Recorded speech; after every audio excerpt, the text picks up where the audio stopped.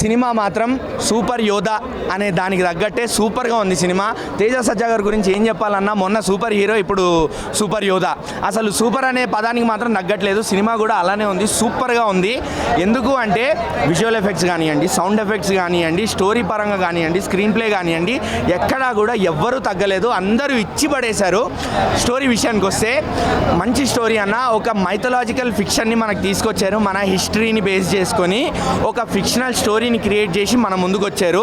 అది మాత్రం అటెంప్ట్ అనేది సక్సెస్ఫుల్ అటెంప్ట్ అని చెప్తా. కార్తిక్ ఘట్టంనేని గారు, యూ రాక్డ్ ఇట్ అంతే. అంతకుమించి నేను ఇంకేం మాట్లాడను.